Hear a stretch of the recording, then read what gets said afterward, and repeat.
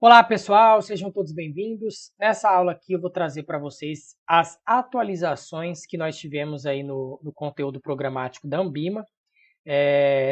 Temos a circular 3978 do Banco Central, então circular 3978 do Banco Central, que é uma atualização que vai estar vigente a partir de 1º de abril de 2021.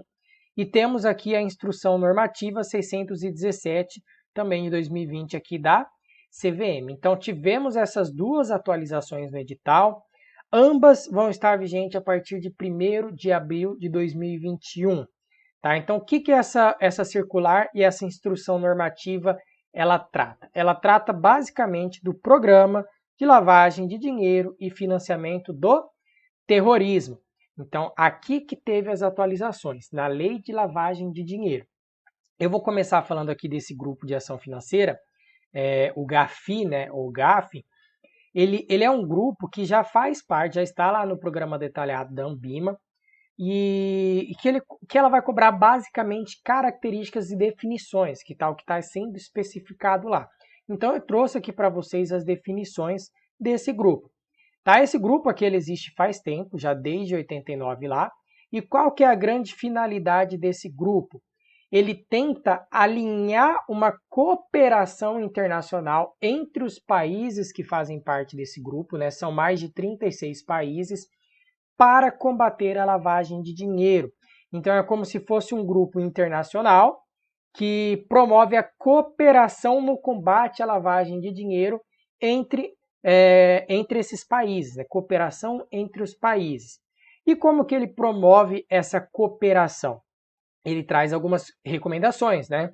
Existem aqui basicamente 40 recomendações que o GAFI traz e tem 9 recomendações especiais. Nós não precisamos saber as 40 recomendações, tá? Isso não vai cair em prova. Mas eu trouxe algumas aqui só para a gente ter uma ideia de como que funciona esse grupo. Tá, ele traz lá recomendações a respeito de leis de sigilo bancário.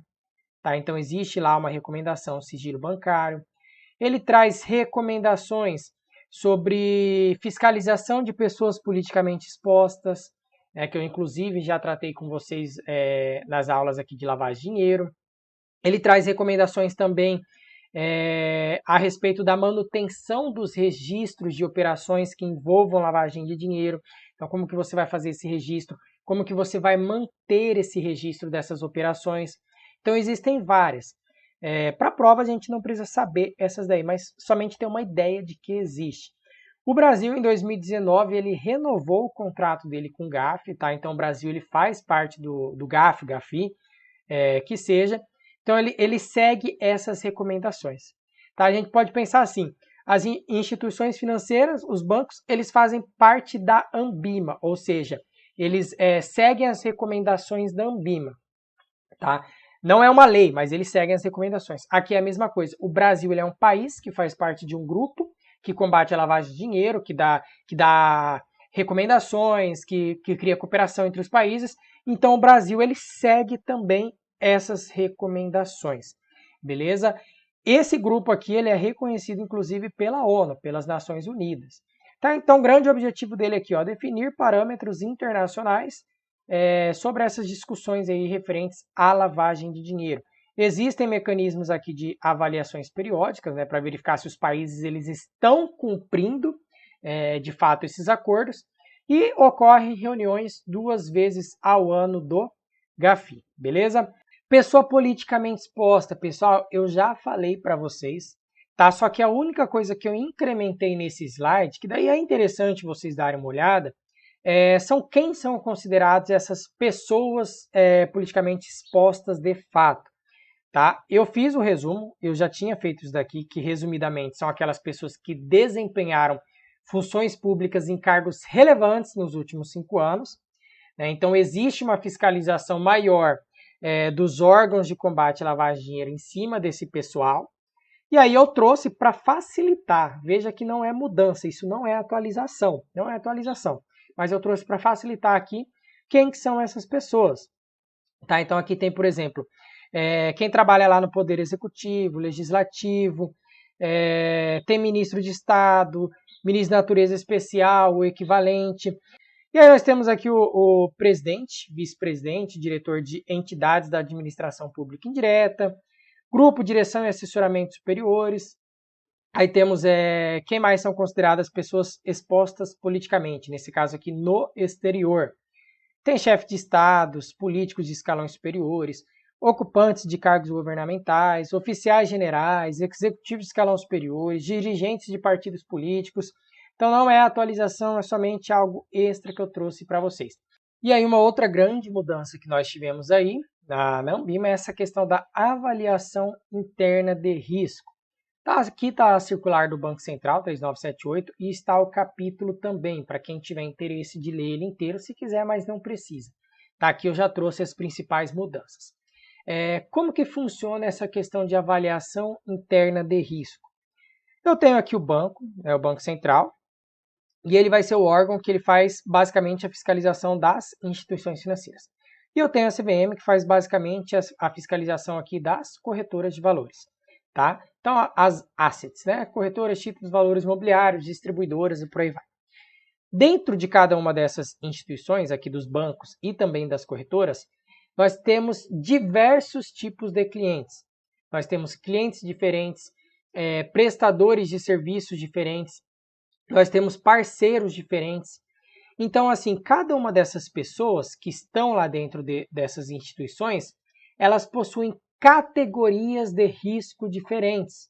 Então, o que o banco quer, o que o Banco Central ele quis trazer com essa nova circular? Ele quis trazer o seguinte: nós iremos fazer uma avaliação interna de risco dentro dessas instituições, dentro da instituição financeira e dentro da corretora, com qual objetivo? De identificar e mensurar o risco de utilização de seus produtos e serviços na prática de lavagem de dinheiro e do financiamento do terrorismo. Como assim o risco de utilização de seus produtos? Uma pessoa que vai lá num banco e que sempre faz, por exemplo, só aplicação em poupança, ela tem um histórico de sempre ir lá depositar na poupança, sacar da poupança. Ela não é uma pessoa que vai oferecer risco, uma categoria de risco elevada, que o banco ele vai pegar e fazer uma fiscalização em cima dessa pessoa maior do que ele faz em outras. Porque, o William, ele sempre mexe com poupança, tá? Esse produto aqui, ele facilita muito a lavagem de dinheiro. Não, tá? Então, isso que eu tô querendo dizer, perdão, quando eu falo dessa questão de utilização de produtos, é verificar pessoas que dentro de uma instituição financeira utilizam produtos que facilitam a prática de lavagem de dinheiro. Tá? Então eu posso ter um determinado empresário, um determinado investidor dentro de um banco, que ele direto está fazendo operações com câmbio, ele faz operações com o exterior, às vezes ele é uma empresa muito grande, ele faz negociações com pessoas que antes não estavam ligadas a ele, tá? Então com pessoas que não apareciam no histórico dele de transações. Então existe essa avaliação interna de risco agora dentro dos bancos com o objetivo de fazer o quê? De falar, olha, o William ele não oferece risco, tá? O William ele tem uma categoria de risco aqui, digamos, número 1, a menor risco possível.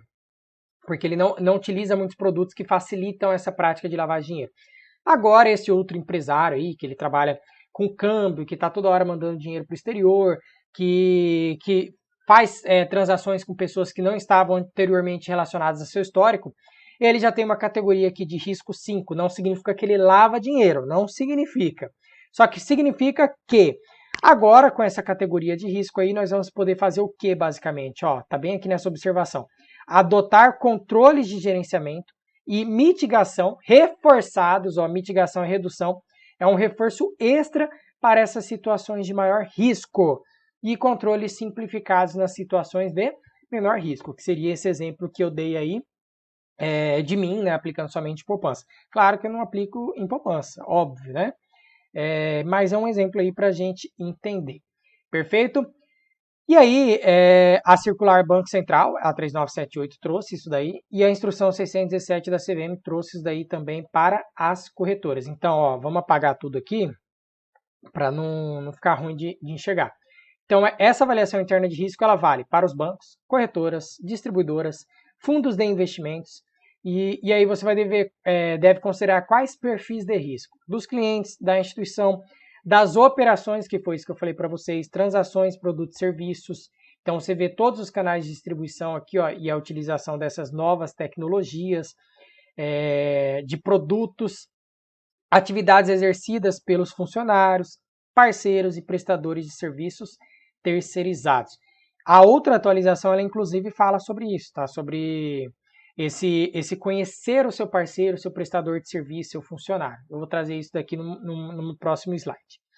Tá, então, além de tudo isso que eu falei, o que o banco ele vai ter que fazer? Ele vai criar um relatório de efetividade, tá? Ou o banco, a corretora, vai criar, com informações que descrevam qual que foi a metodologia utilizada, quais foram os testes aplicados, qual foi a qualificação dos avaliadores e as deficiências identificadas nesse processo de avaliação interna de risco.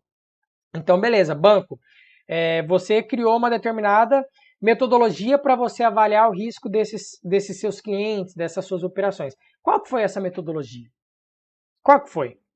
Então, isso daí, o banco ou a corretora, eles vão ter que criar esse relatório de efetividade e eles vão fazer o que com esse relatório? Né? Ele cria o relatório bonitinho e aí eles mandam para quem?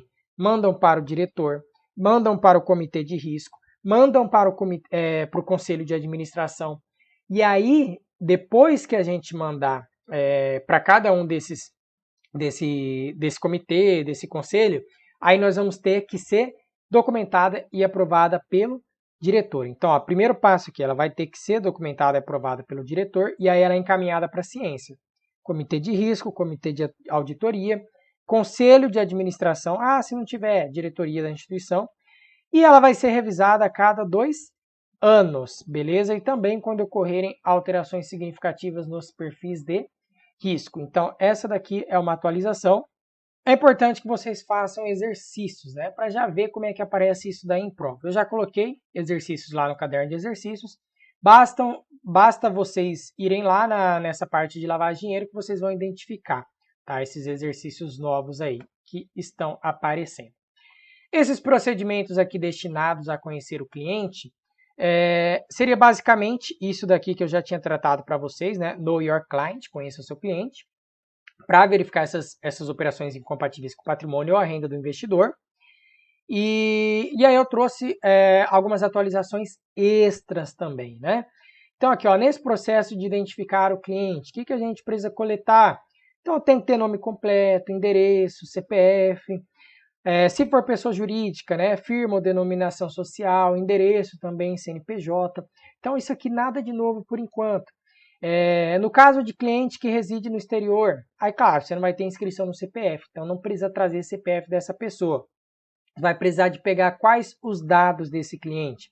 Você vai pegar aqui, ó, qual foi o país que emitiu esse documento dessa pessoa, porque a pessoa para entrar no Brasil ela vai precisar de um determinado documento, né, um visto, um passaporte, que seja. Então quem foi o país emissor? Qual que é o número? Qual que é o tipo de documento que você está utilizando para conhecer esse seu cliente que é residente do exterior?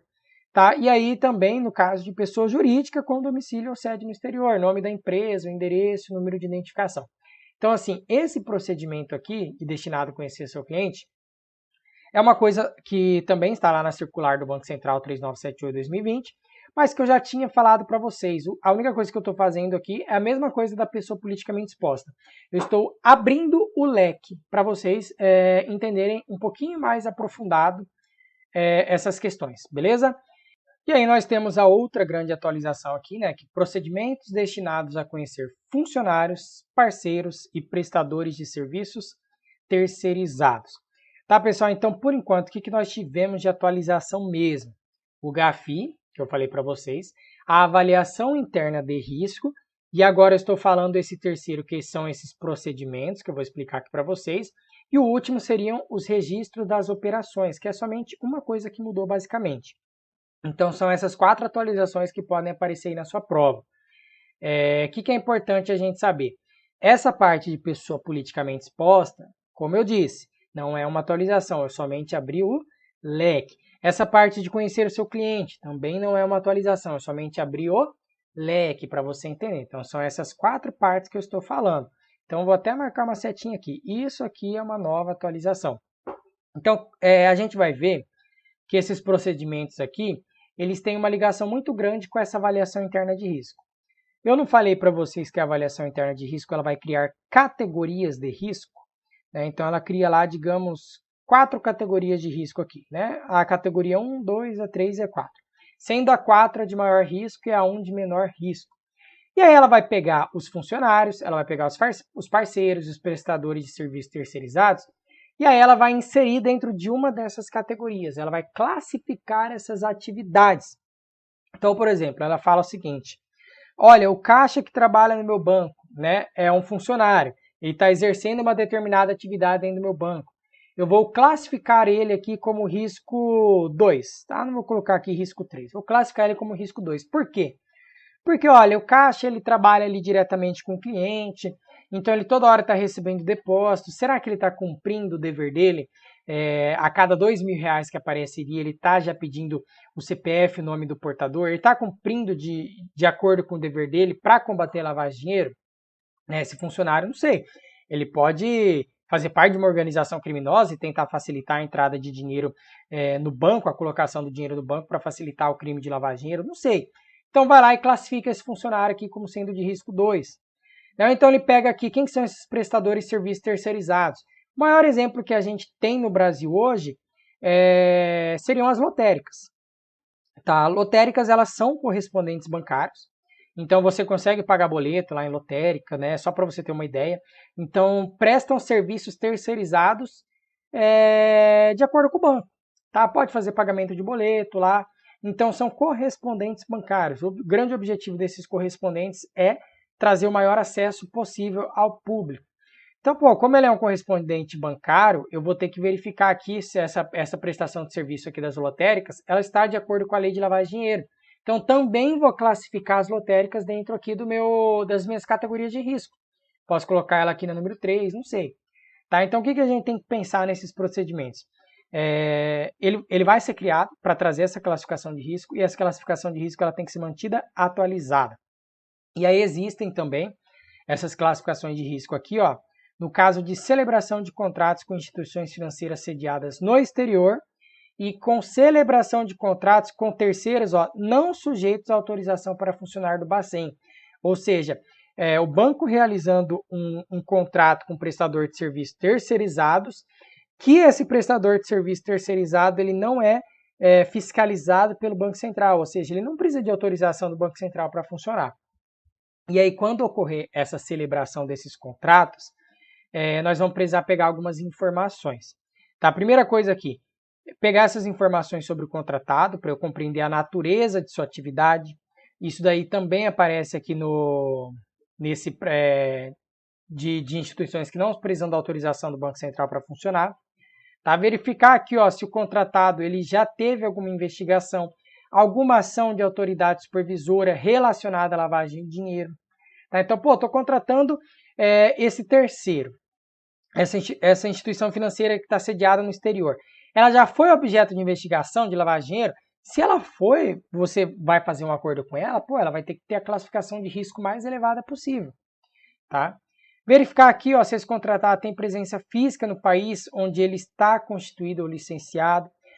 Então são basicamente controles que você vai fazer antes de você celebrar um contrato. Para você ter certeza de que você não vai estar celebrando um contrato com alguma instituição que pode estar cometendo um crime aí de lavagem de dinheiro. Beleza? Aí conhecer os controles adotados aqui, ó, relativos a essa prevenção, obter a aprovação do detentor de cargo ou função de nível hierárquico superior ao do responsável pela contratação. Então tem que ter aprovação de uma pessoa lá acima de quem está fazendo a contratação. Dar ciência do contrato de parceria ao diretor do banco. Aqui ó, é basicamente as mesmas coisas, tá? Basicamente as mesmas coisas que trabalham aqui com instituições financeiras sediadas no exterior. Então isso daí é uma atualização também que aparece para a gente. E aí, por fim, né, a última grande mudança que nós temos aqui é em relação aqui aos registros das operações. Qual foi a grande mudança? A grande mudança foi isso, tá? R$2.000. Esses outros que estão aqui embaixo já havia, então não mudou nada. A única grande mudança que teve foi esse R$2.000. E ela já está valendo nos bancos desde outubro de 2020. Tá? O pessoal que trabalha em banco já está ciente disso daqui. Só que para a nossa prova, ele começou a valer agora a partir de abril de 2021. Então, como que funciona essa questão do registro das operações? Pensa o seguinte, minha mãe foi lá e me deu R$2.000. Falou, William, é o seguinte, pega esses R$2.000 lá e deposita na conta aqui da sua tia, tá? Pega esses 2.000 e deposita na conta da sua tia. Aí eu vou lá no banco, vou lá na boca do caixa, chego lá com esses 2.000, e aí o caixa ele olha para mim e fala assim, William, é o seguinte, o William é o seguinte, ele não me conhece, né? Não vai falar William, ele vai pegar e falar, senhor, qual que é o seu nome e seu CPF, por favor? Eu vou perguntar, por quê? Como assim? O que você quer saber meu nome e meu CPF?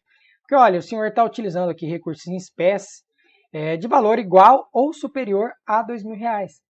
E aí eu vou falar, mas o que isso tem a ver? Aí o caixa do banco, né, como um bom estudante, ele vai pegar e vai falar o quê? Vai falar assim, William, é o seguinte, existe uma nova lei agora de prevenção à lavagem de dinheiro e financiamento ao terrorismo, que exige que nós tenhamos o nome e o CPF de quem está portando os recursos, além de eu ter o nome e o CPF de quem vai ser o titular e o beneficiário dessa operação. Aí eu olho e falo, meu Deus, quer dizer que a partir de R$2.000 eu vou ter que dar o meu nome e o meu CPF se eu for lá depositar um recurso? Sim. Tá, então, ó, o banco ele vai pegar como para fazer o registro dessas operações? Ele vai pegar o tipo da operação, o valor dessa operação, qual que foi a data de realização dessa operação. Aí, além de ele pegar aqui o número e o CPF ou CNPJ de quem é o titular desse dinheiro e do beneficiário desse dinheiro, ele vai pegar também o nome e o CPF de quem está portando os recursos. E aí você pode pensar assim, você fala, William, mas R$2.000 não é muito pouco? Né? Quer dizer que a partir de 2 eu sempre vou ter que ficar dando o meu nome e meu CPF? Sim, não é muito pouco nos dias de hoje. Tá? Porque nos dias de hoje você tem muitas e muitas facilidades e você não precisa ficar indo no banco com dinheiro em espécie. Você consegue fazer Pix, então o dinheiro cai na hora lá para a pessoa, né? Cai na hora mesmo, você faz um Pix ali, dá 2 segundos, está na conta da pessoa. Você sempre teve a TED que você consegue fazer, então você não precisa mais ficar andando com dinheiro em espécie. Tudo hoje em dia é digital, você consegue fazer tudo por meio de canais eletrônicos. Tá? Então, assim, uma pessoa que está andando com mais de R$2.000 para depositar, ela já vai ter que informar isso daí para o banco, porque ela não significa que ela é uma suspeita, mas o banco ele vai querer salvar essa operação, porque nos dias atuais, em 2021, não é natural que uma pessoa fique andando com tanto dinheiro em bolso, com todas essas tecnologias que existem aí disponíveis aos cidadãos. Perfeito? Ok, então essa é a grande mudança. Antes de R$10.000, agora foi para R$2.000. Aí temos aqui esses casos aqui, isso daqui já não é mudança, né? Então a pessoa chegou lá, ela vai fazer um depósito aqui ou um aporte em espécie de valor igual ou superior a 50 mil. Você vai incluir, além de todas essas informações acima, você vai incluir o quê? Nome e CPF de quem está aportando recurso, do proprietário dos recursos e a origem dos recursos. Então você vê que não tem nada de novo. Isso aqui eu já tinha, inclusive, passado para vocês em outras aulas. Aí no caso de operações de saque também, você também de valor aqui superior a 50 mil, você também vai incluir no registro, além de todas essas informações acima, nome e CPF do destinatário dos recursos, do portador dos recursos e qual que é a finalidade do saque e o número do protocolo. E claro, todo mundo que for fazer um saque desse valor tem que fazer o quê? Tem que fazer um provisionamento com no mínimo 3 dias úteis de antecedência. Então eu chego lá numa segunda-feira e eu falo que eu quero sacar mais de 50 mil reais, eu vou fazer o provisionamento e eu só vou poder sacar na quinta-feira, com no mínimo 3 dias úteis de antecedência. Ah, beleza, William, e se eu quiser recusar a prestar essas informações? Não quero passar meu nome, não quero passar meu CPF, não estou a fim de fazer isso. O que o banco vai fazer? Ó? Ele vai registrar esse fato aqui, ó, e ele vai utilizar essa informação para fazer monitoramento de você. Tá? Então ele vai fazer uma monitoração extra em cima de você, porque você não quer passar informações. Beleza? Então, pessoal, vamos lá, né? Para a gente fazer um panorama geral aí de mudanças. GAF, esse GAFI aqui, tá? Isso daqui é uma grande mudança que apareceu. Aqui nessas partes, ó, você pode ver aqui no slide, você que está acompanhando aí na apostila.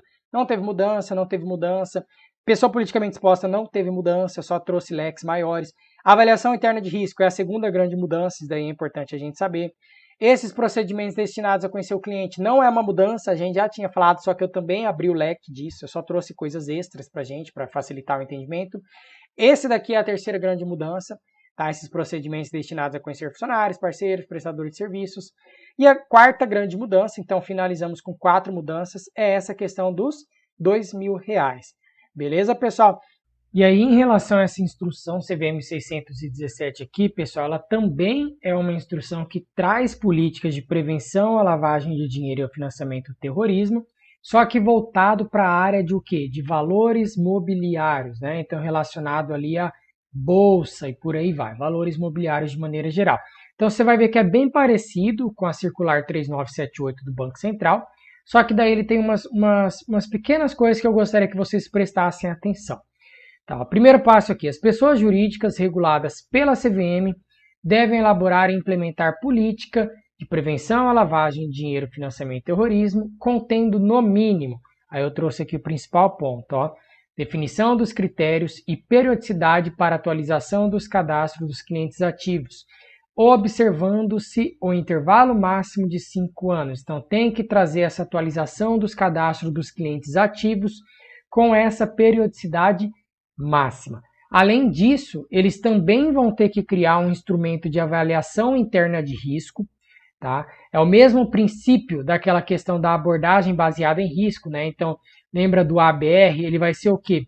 Você implementar esforços e recursos em situações que ofereçam maior risco e implementar menos esforços e menos recursos em situações que ofereçam menor risco, beleza? Então, as pessoas jurídicas devem adotar essa ABR para garantir que as medidas de prevenção e mitigação sejam proporcionais aos riscos identificados e assegurar o cumprimento desta instrução. Aí tem aqui a mesma coisa, muito parecido, classificar os respectivos clientes por grau de risco, segmentando-os minimamente em baixo, médio ou alto risco.